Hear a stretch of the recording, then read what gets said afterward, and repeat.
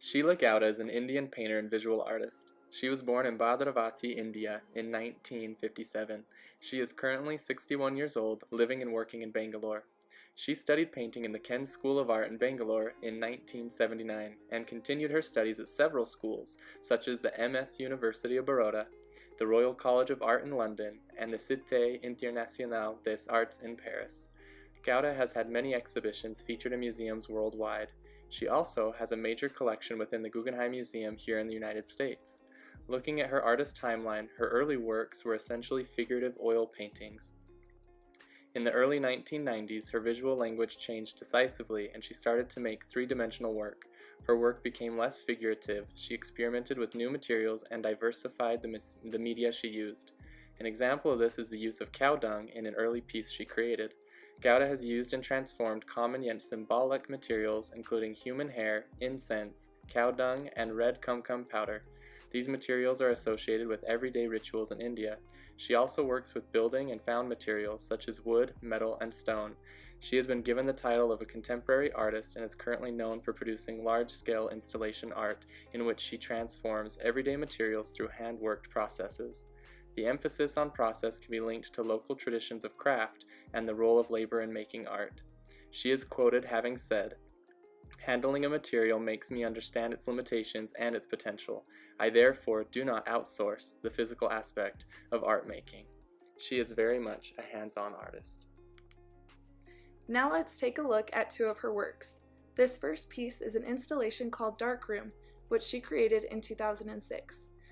It is made of used tar drums collected from road builders in her hometown.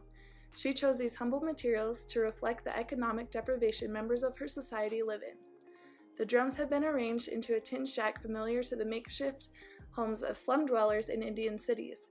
Despite the rest, this structure's design with pillars and doorways evokes elegance.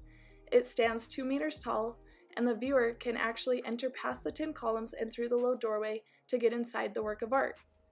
The viewer then unexpectedly experiences something quite different. Gowda has pierced the structure's ceiling to create many little holes to let light into the dark room's interior. This recreates the effect of a starry night. Critics state that this piece represents the gap between reality and dreams in India, as so many people live in economic deprivation and yet share the universal feeling of hope that is commonly felt while gazing at a starlit night sky.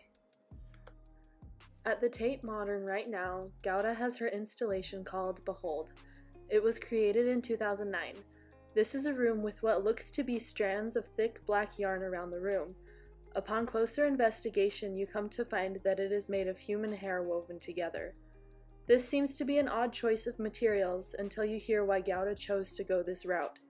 She said, "Each rope has probably hundreds of individuals' hair within it of all gender, ages, and communities, so it is really a coming together of people. This piece contains over 4,000 meters of hair from all different people, and it is knotted around 20 car bumpers." Sheela Gowda is from a town called Karnataka. Here, the hair and car bumpers that she uses in this piece are materials with ritual significance in her hometown. Strands of human hair are frequently tied around the bumpers of cars to ward off accidents and bad luck.